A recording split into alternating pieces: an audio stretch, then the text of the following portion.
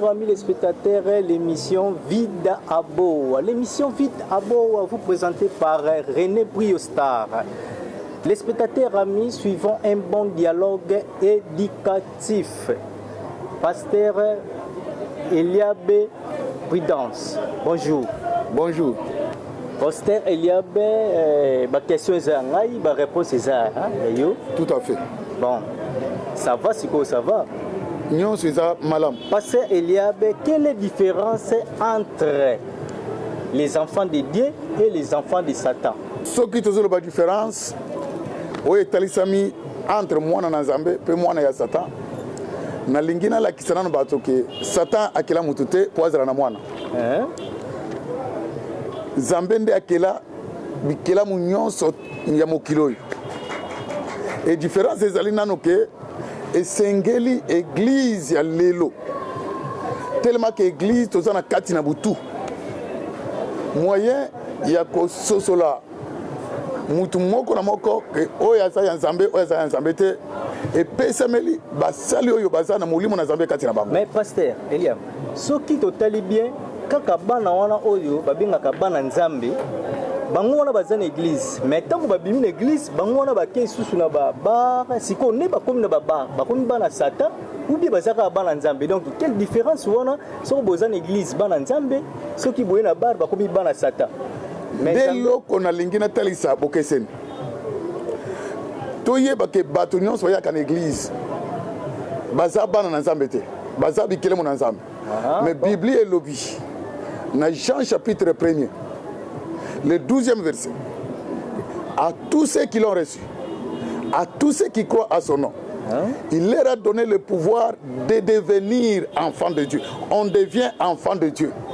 Babota makamwana na Nzambe te, bakoma kamwana na Nzambe. Tango ke une église d'office okomi mwana na Nzambe te. Tango ken église oke ekela mu na Nzambe. Tango zo yamba liloba na Nzambe. Oyambi mokonzi Yesu Kristo.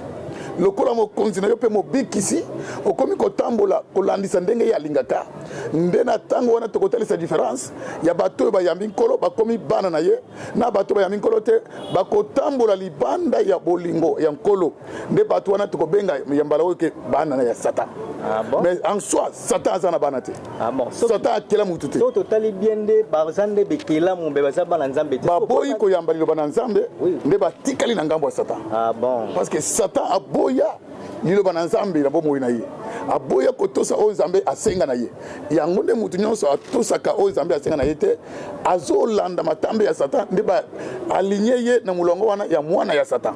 Bon, merci ingénieur Brade Oyoki, sans oublier Miriala Fumu Toyoki biso tu bazali bana ya Nzambe mais bazana bana Nzambe baza bana ya Nzambe te baza bikela mu Nzambe bikela mu Nzambe la terre mais koma mwana na Nzambe il faut oyamba Yesu lokola mokonzi pe mobikisi na yo. Merci pasteur. Obandi kotambola lokola Yesu alingaka oboyi kotambola ndenge Mungu na Satana tambola. OK tozui mo compromis ya bien parce que pasteur Eliabe a clairissé biso la terre mais ne tolobaka bana Nzambe tout Nzambe asali mokili na ye ba biloko nyonso za Nzambe mais bikela moins différent bana oyo ba bipesi vraiment na bakamu Nzambe nde bana Nzambe ba wana pe bazana na mokili. Merci les spectateurs amis pasteur Eliabe na ndenge au fait comprendre biso. Deuxième question na biso ezali comment les enfants de Dieu vont mener système de mascara et de mini-jupe dans l'église du Seigneur. Nazo sepela na mituna ozotuna po ezo zongi sangai na beta sete na lakisa bokeseni wana. Mwana na Nzambe ona uti kolobake asi ayamba nkolo Yesu. Asi andima ye lokola mokonzi mo bikisi na ye. Akotambola ka kolandisa ndenge nkolo alingaka.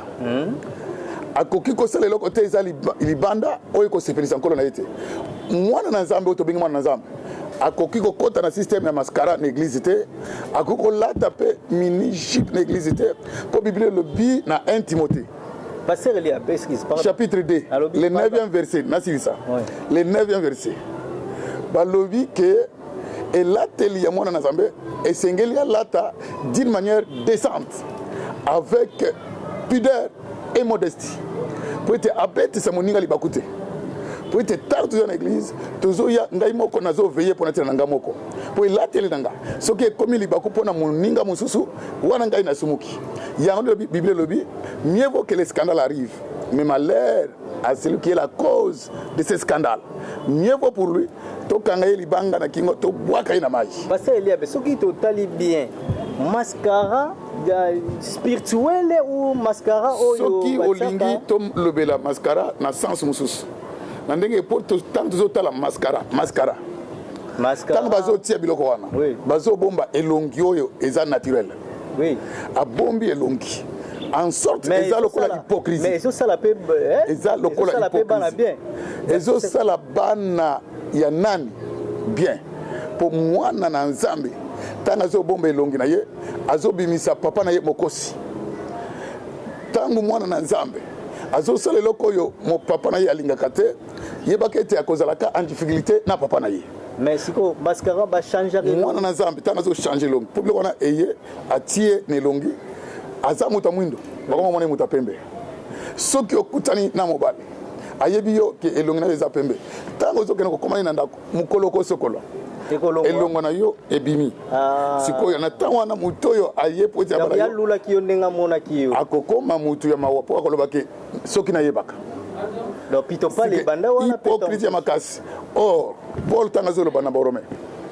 na bato nyonso tu oyo bazosalela oyo nzambe ayebisa bango te bazali kokweyisa puissance na nzambe bazali konie existence na nzambe or nzambe azali komona na bikelamu na ye ndenge nzambe akela yo kitoko bazokorige nzambe mpona kolakisa ke ndenge nzambe akela ngai akelinga malamu te or nzambe ayebaki ete soki akeli yo mwindo eza na mutu mosusu akolinga mutu ya mwindo soki akeli yo pembe eza na mutu oyo akolinga mutu ya pembe mais ebanda boni yo lobaki nzambe akelanga mwindo naza malamu te nakende kozwa soki mabele ewuti wapi soki biloko ni ewuti wapi obanda kopakola na elongi mascara olati masque soki ntango moto azolata masque vrai face na ye ezali yango nde okomona ke na église bahypocrite bakomi ebele mosali na nzambe asepelaka te po ete bato aza ebele na église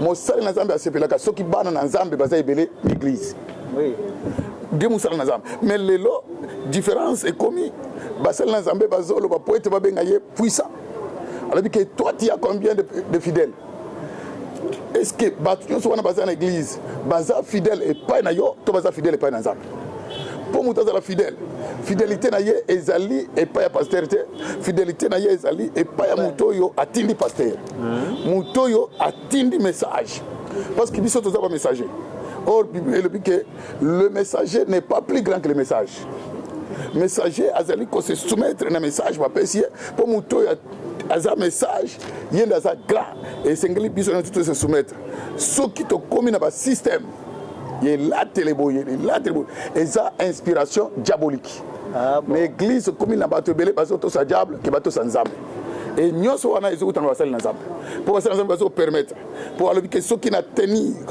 na liloba na nzambe na litangisi yango ndenge ezali église ekotikala na 5 personnes soki tozwi baeglise ebele na mokili mpe na Kinshasa so totali be bato oyo yesu alobaki ke bakobima ebele na nsima na nga bakoteya mpe liloba na yesu mais baza basali na nga te donc maloba ya yesu ekomi okokisa matoloba papa yesu na makambo nyonso aza kana raison sikoyo tokomi komona yango sikoyo il faut tomona yango nde nazoloba ke nzambe asala biso ngolu soki ekozala na bato bakosoutenir eloko tozosala tokokende nango musika mpo na ntango oyo tolobi na bandaki koloba ke toza na butu yango nde tozoloba ke sentinelle il faut ayeba nini akoloba na période oyo ya butu oyo elobimo ke sentinelle ke diti de la nuit or la nuit est déjà avancée les jours approchent sikoyo tokopesa bila nini bapase bakomi kofavorize mpo bamonaka ke église nanga eza plein na banani yango nde ndeko na nga soki obengaki nga olobi ke nous avons invité le pasteur de l'église porte étroite pour les saluts ce n'est pas pour rien que totia porte étroite pour les saluts signification ya église Biblia ezoloba boyi bato nyonso tu oyo baza na mokili esengeli toyamba mutu moko e mutu wana mpona koyamba ye ekomami koloba ke étroite est la porte et elle est serrée qui mène na bokonzi na likolo. Mais large et spacieux est la porte qui mène à la perdition. Nde makambo ozomona wana église wana étroite et elle est serrée yango nde ezomema na bokonzi ya likolo, mais large et spacieux yango nde ezomema na enfer. Sikoyo ekuke wana ya moke mpona bokonzi na likolo yango nde biso toyeli nango awa na mokili oyo. Yango nde tolingi tomema makambo ya sika oyo oyo kobouleverse bato mopepa sika oyo kobouleverse bato po bato bakozala bouleverse po basi bamesani kolobaka j'ai une grande église. Il y a une grande église plein de qui bato wana bakozala na bana na nzambe oyo bazobungisa bana nzambe na bikelemo na nzambe mopepe ya sika koya bakozala wapi oyo bazobungisa bana na nzambe. Biblia esi epesa solution na makambo nyonso ndeko nanga. Biblia esi epesa solution ekomami elobami ete ebele bakoya bakoloba ke nasala miracle na kombo na yo, nabikisa babeli na kombo na yo, nasekisa bakufi na kombo na yo. Me ngai nakoyebisa bango ke bobima musika nanga, je ne vous ai jamais connu. Et ça na bato bazosala na kombo na nkolo Yesu Kristo, mais nkolo abenga bango te, nkolo ayebi bango pete. Mais tellement que azoloba français ya kitoko, tellement que akenda université, tellement que akota bandako ebele ayebani na bakonzi lelo mipesi kombo ya musali na nzambe. Mais nourriture ni nazopesa nourri kombo te ekokomisa mutu musali na nzambe. Elamba pete mbongo pete mituka pete. Mais bangomo welela ba oya mokili pe bazotambola mituka minene.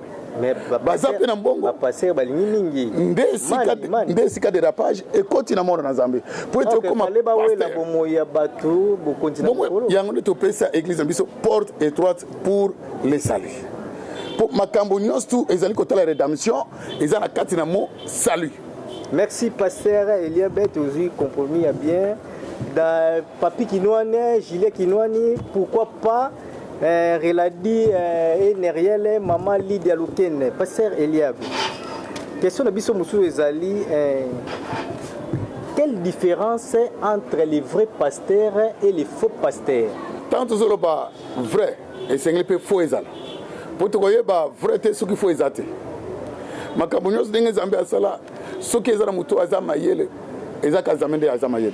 Mais est-ce que Bibli est tango zoloba que c'était nyonso ekoyeba na mbuma yango na bambuma voilà tango motei to mosali na Zambia zoteya suka eza kotanga Biblia te po français bazokola yango na campus bazokola yango kuna na yesi bazokola yango partout na bana tozobota na koti université ayebi déjà eza français te oui ezo komisa biso ba vrai pasteur ezali kozala mosali ya solo ezali mutoyo premièrement azananu oyo andimeli nkolo Yesu Kristo lokola mokonzi mobikisi na ye andimi kotambola lokola nkolo tangu koponama ya nkolo ezo ya poete apesa ye manda nde mutu wana akotambola te libanda na oyo nkolo atinda na mose na mokili manda oyo nkolo apesa ye akoluka kobakisa oyo ye te lelo bato bazobenga ba vrai baza muke na kati ote balobi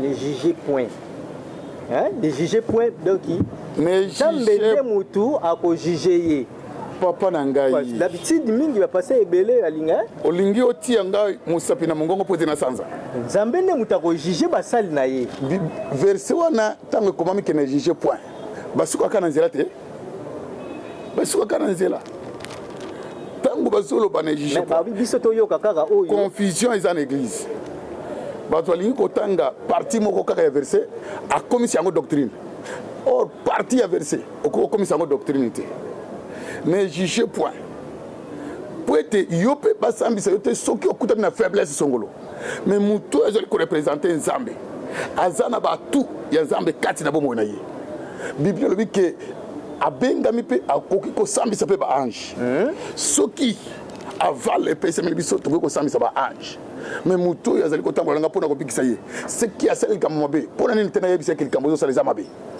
pour te le confusion ekoti ce que na yebisa na mutu ke miracle wana zo saleza faux miracle akoma akeko zo nga ba soldat et loko wana zo sala na Bible exacte akeko zo nga yango nde ba faux ba komi surtout batwana o ba bengi ba faux ba komi na force moko na ba relation ba oyo bazuluka ko tambola na ko banga nzambe baza na relation te mais après pasteur ne ba ko tuna yo yebani wapi. Merci pasteur sikoyo misala ya mutu ba jijango na CA ndenge ba biki to jijete ko jije ngai te nzambe mutu ko jije nga mais nzamba lobi ba ko jije misala na ona CA après na likolo kuna indimami tango zoro ba ke misala ba ko jije yango na se nana ko jije yango soki ba to baza na mandat ya ko jije te pour lobi ke na jije point et ko ba ki ke misala ba ko jije yango na se nana ko jije yango yango nde bato oyo baza bafo balingi te bafo wana bachange mpo mopepa yango nde balingi te tobimisa makambo oyo bazali kosala na nkuku na polele comme biso toza mpo na salut bavrai sentinelle na moment oyo ya butu esengeli tobimisa ki eki awa na se esengeli bayeba nzete nyonso tu na mbuma na yango soki totiki mpe bana na nzambe bazokende na libunga yango nde ifo koyeba yango na caractéristique na bango mpo mokanda Pierre 2 Pierre chapitre 2 kobanda na premier verset tino na troisième soki otangi okomona bango misala bango caractéristique na bango okomona na 2 Pierre chapitre 2 15e tino na 16e verset bato wana bazali kokokana na Balaam bazali ko reconnaître musala ya rédemption ti bazali lokola Balaam lelo pona ko gagner bato bele matie komi kaka soki okoseme okopambola mais banda makambo ya semence banda semence bato banda prospérité lelo l'église ni bakoko tatola ke bato za prospère mais kalizala ka bo pesa to pesa babola mais lele koma bo pesa yango nde caractéristique na bango bazali lokola ba Balaam oyo zo linga salaire ya yemoko salaire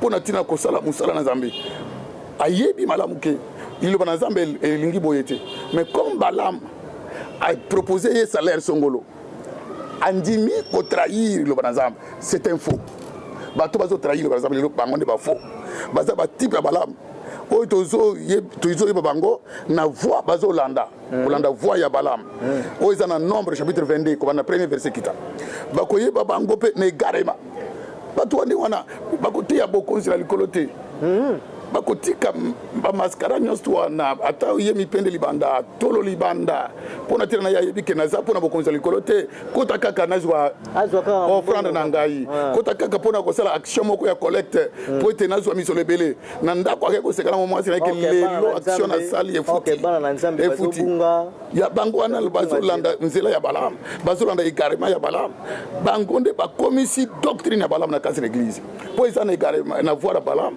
eza na egarema ya Balaam eza pe na doctrine po makambo muso ezosala lelo kala ezalaka te lelo tango ekoti bato bakoya après bakoya kokanisa ke ezaki makambo ezali kosala po Balaam doctrine na eza nini ayebisi Balak que Israël n'a pas commandé yete pour être aux Israël il faut olongola bango na présence na Nzambe et pour balongo na présence na Nzambe tindela bango bachel mais lelo bachel bakomi na église bakomi kokota ye tindela bango bachel potango bakokutra na bana basi bakolongwa na position ya bonzambe tango bazolongwa nde etumbu na Nzambe ekoyambala moko c'est pourquoi lelo église est si force pour battre se contenir na casa église papa. Merci pasteur.